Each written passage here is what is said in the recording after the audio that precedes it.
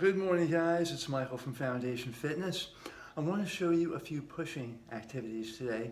We're going to primarily work the muscles of the chest, but also work the muscles of the front part of the shoulder, as well as the tricep. Anytime you're pushing weight away from the body and you're extending the arm, you do work the tricep in the back of the arm. So I'm getting a lot of questions as fall seasons, sports seasons are coming to a close. A lot of my athletes are asking for winter strength programs, and a lot of people are still kind of leery to go to the gym, and they've made an investment at home, either by a bench or possibly a stability ball and some dumbbells, some free weights, some exercise bands. So I wanted to go over what you can do at home to build strength during the off season throughout the winter before your spring seasons start up again. So let's take a look at some of these exercises for the chest. And I'm going to be sending exercises out every few days, hopefully, and give you some ideas, some exercises that I use, and some exercises that you can use at home to build your strength and get yourself in really good shape for the spring season. Let's take a look. The first thing I want to do when I warm up, I always like to use the stability ball. Some people call it a Swiss ball or a yoga ball. The reason I like this is it forces you to engage your core, engage your hips, engage your glutes, the muscles of the leg as well, and it makes you create your own base of support. So you have to create your own stability, make sure you're stable on the ball, keeping your hips level, and really engaging the muscles of the abdominal region as well as all the muscles around the hip. So the first two things we're going to look at are Swiss ball walkouts, and then another kind of fun activity called dive bombers that is a little bit more of a dynamic activity, but it really forces you to keep those hips level, engage the midsection, and keep yourself stable and understand how to use your core for the rest of the workout. Let's take a look at that. Starting with our hips, right on the ball, try to be as level as we can, hands on the ground, and all you're going to do from this point is walk yourself forward. And try to keep your hips as level as possible, right to the shins, and you're going to hold the plank position with your shins on the ball, and then just walk yourself back slowly, right about to your midsection. Hold that, and then walk yourself forward again. Starts to warm up the muscles of the chest, shoulders, triceps, forearms, but also really engaging the core, forcing you to stay nice and stable on that ball. This next one is called the dive bomber, and it's a little bit more of a dynamic variation of the walkout that we just saw. Same end position, so you're going to still wind up in that push-up plank position with your shins on the ball, but this time you're going to roll yourself out quickly, glide your body along the ball, and kind of feel like you're flying as you dive towards the floor and support yourself with your hands. Again, working the chest, front part of the shoulder, triceps, and again, all the muscles of the core, the abdominals, the hips, the glutes, making sure you're staying very level and very supported through your midsection. That'll look just like this. Make sure you have good footing when you do this so you don't slip.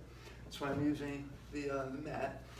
Just going to start, ball right at your hips, and you're going to dive forward into the plank, walk yourself back as level as you can,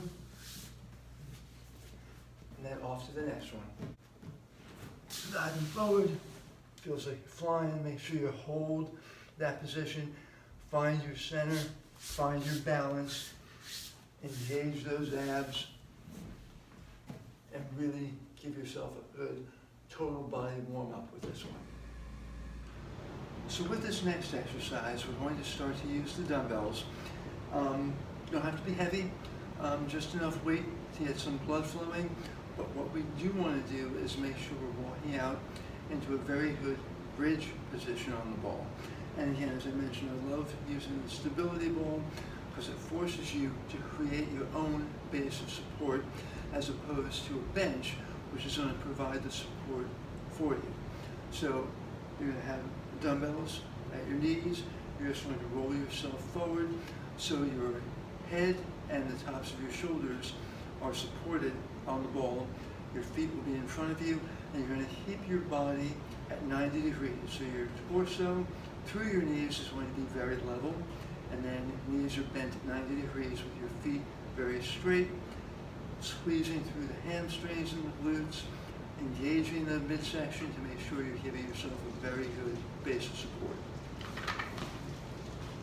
Just like this. And now from this position, once we are in our ball bridge, we can press the weight up. Now there are a few different variations you can do here. Obviously we can do a standard dumbbell press, down and up, with both hands, keeping the hips nice and high. We can also do a standard fly, turning the palms facing one another, still keeping the hips driven up, press through the heels, engage those glutes, that lower back, hamstrings are going to work out nice and wide, get a good stretch, and right up. Slow, controlled movement, get a good stretch through the chest. Now, if you want to start to really focus on working the core and keeping yourself nice and stable, you can do this one hand at a time. So you can lower while keeping one hand up and alternate. And you're going to feel like you want to rotate your body towards the hand that's lowering.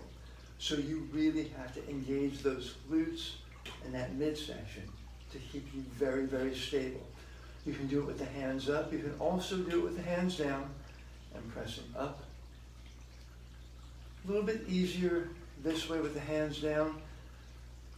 A little more challenging when you have the hands extended the entire time.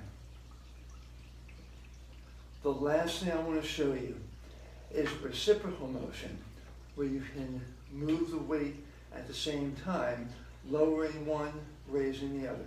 So again, you're keeping those hips up, drive through those heels, squeeze those glutes, use the abs, and then we're going to do a reciprocal motion. This one is really challenging because your body really wants to sway towards the weight that's being lowered. You have to really fight to keep your abs engaged, glutes engaged, and provide your own base of support.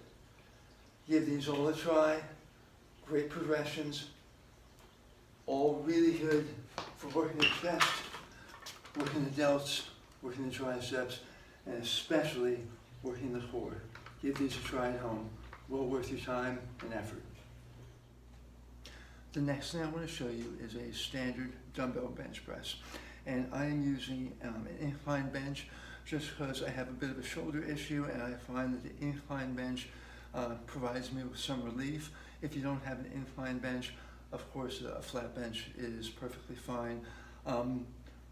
When you do this, you have the support of the bench, so you can use a little bit of a heavier weight to move this, but at the same time you want to make sure that you're really engaging those abs.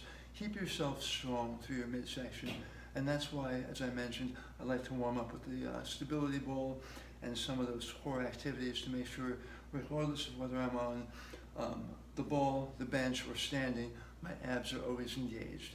So with this, we're just going to rock the weight back, use your knees to kind of help you kick the weight up. And then from this point, you're going to just lift straight up. A couple cues you want to keep in mind. Try to keep your shoulder blades back behind you and kind of roll them underneath you. Keep your lower back into the bench too. You don't want to turn this incline into a flat bench by arching so much that you take away from the incline portion towards the upper chest. Nice and slow, controlled, deliberate movement. Of course, you can also alternate, as we did with the ball presses, and any variation. And you can also do flies, as we did on the ball. Good stretch, up and across. So all the same types of movements, but with this one, really working on pushing a little bit more weight and trying to gain some strength, as well as some muscle size. So thinking about some hypertrophy to grow, stimulate the muscle, and gain some strength. Use the dumbbells, use the bench, get yourself stronger. So the last exercise I want to show you, if you do have it available to you, is a barbell bench press. And this is really kind of like the granddaddy of upper body strength exercises. Big compound movements. For the chest, you have the bench press. Obviously for the back, you're going to have a standard type of row or a deadlift, shoulder press. For the shoulders, obviously an overhead press for the shoulders. But for the chest, that barbell bench press has always been kind of the staple and the gold standard for chest strength and to gain some size and some mass. So if you do have this available to you, take advantage of it. One thing I do want to mention, and this is important, so please be careful if you are working out by yourself. Know the amount of reps you're going to get, the weight you can handle for a certain amount of reps, because I think, I know I have in the past, especially when I was younger and not as wise. Is, you put some weight on the bar, you say, I'm going to get one more, I'm going to get one more, and you wind up rolling the weight down your body and trying to drop it on the floor because you can't get that last rep up. So please proceed with caution when you do this. Know the amount of weight you can handle and the amount of reps you can get for that weight so you can place the bar safely back into the rack.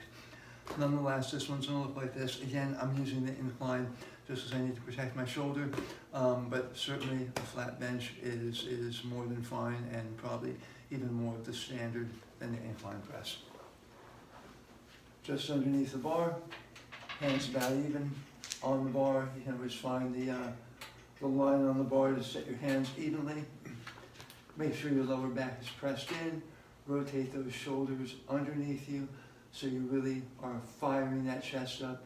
And then from this point, we're just picking this up, slowly lowering it. Don't just drop the weight onto your chest. You want to make sure that when you're doing this, you slowly lower that weight. Fire it straight back up. And lower it straight back up. And there's not much other than this that you're going to do with this one. Lower it slow and controlled. Focus on that eccentric movement. And then fire it right back up. We'll do one more rep. And then slowly place it on the bar. Make sure it is secure before you get back up. That's the last one. So all of these chest exercises are going to help you get stronger through the off season.